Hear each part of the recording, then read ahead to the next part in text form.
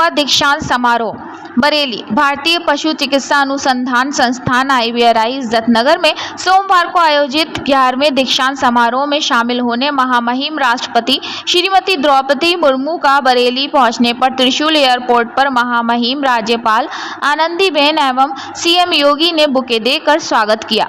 स्वामी विवेकानंद सभागार में आयोजित इस प्रतिष्ठित दीक्षांत समारोह में देश भर के पशु चिकित्सा विज्ञान के छात्र 24 पदक और 576 स्नातक डिग्री मेधावी छात्रों को उपाधियां प्रदान की। इस अवसर पर राष्ट्रपति महोदया ने छात्रों को संबोधित किया। इस समारोह में कई गणमान्य अतिथियों की उपस्थिति रही, जिनमें प्रमुख रूप से शामिल हैं श्रीमती आनंदीबेन पटेल, राज्यपाल उत्तर प्रदेश योगी आदित्यनाथ, मुख्यमंत्री उत्तर प्रदेश शिवराज सिंह चौहान, केंद्रीय कृषि एवं किसान कल्याण तथा ग्रामीण विकास मंत्री भागीरथ चौधरी, केंद्रीय कृषि एवं किसान कल्याण राज्य मंत्री, महामहिम राज्यपाल आनंदीबेन कार्यक्रम को संबोधित करते हुए समारोह की अध्यक्षता डॉक्टर मांगीलाल जाट, सचिव डियर एवं महानिदेशक भाक्र अनूप नई दिल्ली द्वारा की गई। IVRI के निदेशक एवं कुलपति प्रबंध मंडल और शैक्षणिक परिषद के सदस्यगण इस भव्य आयोजन में मेजबान थे और अतिथियों के स्वागत में जुटे हैं। प्रशासन द्वारा कार्यक्रम स्थल व आसपास के क्षेत्रों में सुरक्षा व यातायात के विशेष प्रबंध किए गए। महामहिम राष्ट्रपति द्रौपदी मुर्मू ने IVRI के दीक्षांत समारोह में दिए अपने संबोधन में पशु विज्ञान, टीकाकरण और प्राकृतिक जीवन से जुड़ी कई अहम बातें कहीं। उन्होंने कहा कि बीमारी की रोकथाम में टीकाकरण की अहम भूमिका है। इसमें IVRI की भूमिका अत्यंत महत्वपूर्ण है। उन्होंने ये भी कहा कि वो जिस परिवेश से आती हैं वो प्रकृति के निकट है। पशु और मानव के बीच रिश्ता शुरुआती अस्तित्व से बहुत गहरा है। वहीं उन्होंने गिद्धों के संरक्षण को लेकर उठाए गए कदमों के लिए वैज्ञानिकों की सराहना की और आभार व्यक्त किया। साथ में कहा कि पहले गिद्धों को मौत रासायनिक कारणों से हुई, पर वैज्ञानिकों ने इस ओर भी काम किया। दीक्षांत समारोह में मुख्यमंत्री योगी आदित्यनाथ ने ऐतिहासिक और वैज्ञानिक विषयों पर अपने विचार रखते हुए कहा कि वो बताना चाहते हैं कि बरेली भारत की प्राचीन पौराणिक नगरी है। महाभारत कालखंड में बरेली की पहचान पांचाल देश के रूप में थी। यहाँ 7 प्राचीन महादेव के मंदिर हैं, जिन्हें वर्तमान में सरकार नाथ कॉरिडोर के रूप में विकसित कर रही है। वहीं IVRI के योगदान की सराहना करते हुए उन्होंने कहा कि कोरोना काल में IVRI ने देश की सेवा की। साथ में लंपी वायरस के लिए वैक्सीन बनाकर संस्थान में उन पशुओं की आवाज़ को अपने शोध के माध्यम से बुलंद किया है। इस शोध ने अन्नदाताओं के जीवन में नया परिवर्तन लाया है और कृषि आधारित परिवारों को राहत दी है। कार्यक्रम के बीच महामहिम राष्ट्रपति ने छात्र छात्राओं को मेडल देकर सम्मानित भी किया। आप देख रहे हैं तेज बरेली न्यूज से जमीर अहमद की खास रिपोर्ट।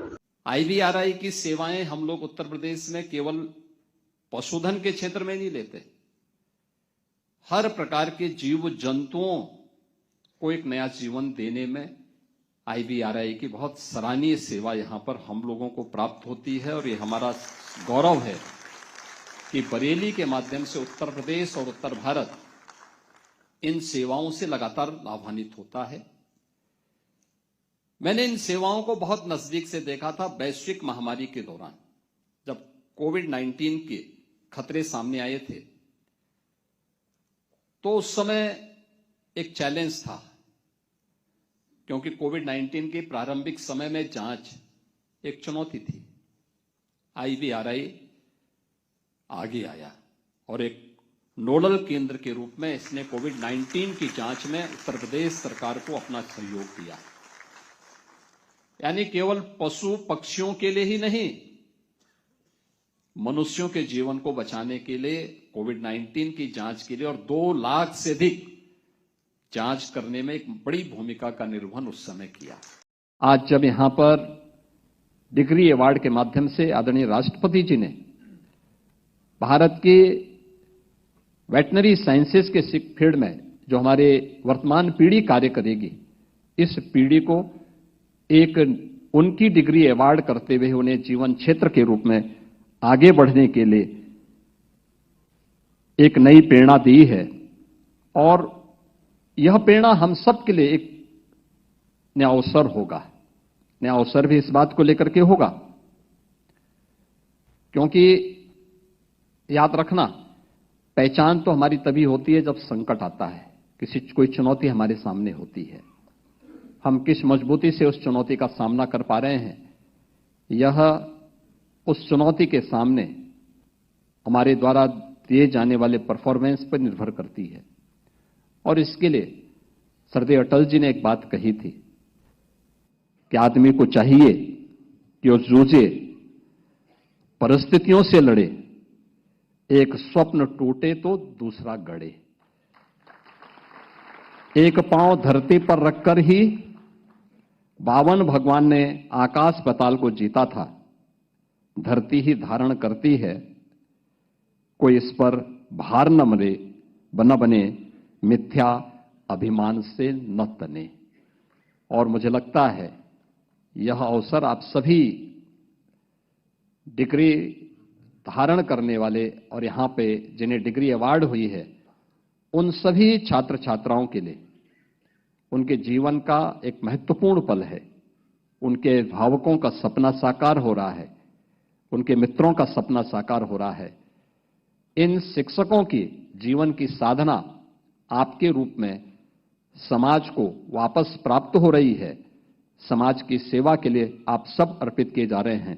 आप अपनी सेवा के माध्यम से आदरणीय प्रधानमंत्री जी के विकसित भारत की उस संकल्पना में अपना योगदान देंगे, इस विश्वास के साथ मैं आज के इस अवसर पर 11वें दीक्षांत समारोह के अवसर पर IVRI के आप सभी स्नातक, परास्नातक और PhD की डिग्री प्राप्त करने वाले सभी उपाधि धारकों को हृदय से बधाई देता हूं।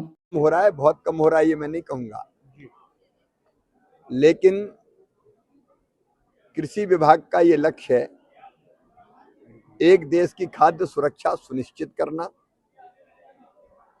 नंबर 2 किसानों की आय बढ़ाना, नंबर 3 गुणवत्तापूर्ण पोषण आहार मिले, और चौथा आने वाली पीढ़ियों के लिए भी धरती उपयोगी रहे। उत्पादन बढ़ाना और उत्पादन की लागत घटाना ये भी हमारा लक्ष्य है। इसलिए निरंतर उन्नत किस्म के बीज रिसर्च करके कैसे बनाए जाएं, उस पर भी काम चल रहा है। और आप देख रहे हैं कि अब पर हेक्टर उत्पादन निरंतर बढ़ रहा है। इस बार भी अगर आप देखेंगे, गेहूं का, चावल का, मक्के का, सोयाबीन का, मूंगफली का रिकॉर्ड उत्पादन हुआ है, ऑल टाइम हाई। और इसलिए उन्नत जो टेक्नोलॉजी है, तकनीकी है, प्रौद्योगिकी है, उसके माध्यम से लगातार उत्पादन बढ़ाने की कोशिश जारी है। ऑर्गेनिक खेती को लेकर, क्योंकि भारत में प्राचीन तरीके ऑर्गेनिक खेती ही होती है, दोबारा से ऑर्गेनिक, उसको प्रोत्साहन के लिए क्या कर रहे हैं? क्योंकि लगातार क्षमता जो है भूमि की कम होती जा रही है। एक ऑर्गेनिक खेती है और एक प्राकृतिक खेती है। प्राकृतिक खेती के लिए प्राकृतिक खेती का एक मिशन हमने लॉन्च किया है, और इसमें दोनों तरह की चीजें हमको करनी पड़ेगी। एक, प्राकृतिक खेती एक साथ हम नहीं करेंगे ना, ऑर्गेनिक खेती। अगर किसान के पास 5 एकड़ जमीन है तो 1 एकड़ में करे, आधा एकड़ में करे, और ये करे विधि पूर्वक। इसलिए व्यापक पैमाने पर ट्रेनिंग देने का प्रयास चल रहा है। 1 करोड़ किसानों तक पहुंच के उनको सेंसिटाइज करना, 18.5 लाख को इस बार ट्रेनिंग देना, प्रशिक्षण देना, और वो 7.5 लाख हेक्टेयर में कम से कम प्राकृतिक खेती शुरू हो, इसके लिए मिशन काम कर रहा है। और मुझे प्रसन्नता है कि इतनी संख्या किसानों की मिल गई है पूरे देश में जो प्राकृतिक खेती करने के लिए तैयार है। लेकिन प्राकृतिक खेती पूरे विधि पूर्वक करना पड़ेगा। आधी अधूरी अगर अधकचरी की तो उससे नुकसान है, लेकिन पूरे विधि पूर्वक बीजामृत, जीवामृत, घनजीवामृत, नीमास्त्र वगैरह सबका उपयोग करके करते हैं तो उत्पादन नहीं घटता। तो प्रारंभ किया है। अमेरिका दुधारू पशुओं का कटान बड़े पैमाने पर, विकसित कृषि संकल्प अभियान, क्या फाइंडिंग्स हैं उसकी? क्योंकि वैज्ञानिक जो हैं वो तीन चीजें, समय की सीमा, इसलिए 3 मुख्य चीजें उभर के सामने आई हैं। कई ऐसी लगभग 500 चीजें ऐसी जिसमें वैज्ञानिकों को रिसर्च करना है। जैसे उत्तर प्रदेश के संदर्भ में कहूं तो गन्ने में एक बीमारी लगती है लाल सड़न, रेड रोड, जिसके कारण वायरस या कीड़ा गन्ने में घुस जाता है स्टेम में और उसको फसल को बर्बाद कर देता है।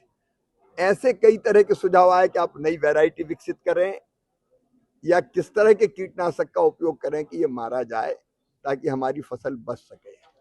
सेल्फ लाइफ जल्दी खराब होने वाली फसलों की बढ़े, उसके लिए कोई उपाय कीजिए। ऐसे 500 सुझाव आए, तो हम रिसर्च करके इन सुझावों पर काम करेंगे, क्योंकि ये आई ओपनर है। वैज्ञानिक अब दिल्ली में बैठ के रिसर्च नहीं करेंगे, धरती पर जमीन में जो किसानों की समस्या उसको देखकर रिसर्च करेंगे। तो रिसर्च इन पर होगा, नंबर एक। दूसरी प्रसन्नता की बात यह है कि किसान भी वैज्ञानिक है, और वैज्ञानिक से बड़ा वैज्ञानिक है, क्योंकि उसको तो अनुभव जमीन पर होता है। उनने कई इनोवेशन किए 300, जैसे लीची की सेल्फ लाइफ बढ़ाने के लिए उनने ग्लूकोज का एक लैब उसमें विकसित किया है जिससे सेल्फ लाइफ बढ़ जाती है। तो किसानों ने जो इनोवेशन किया है, वैज्ञानिक उसमें और साइंटिफिक ढंग से ऐड करे, उसको हम सब तक ले जाएंगे।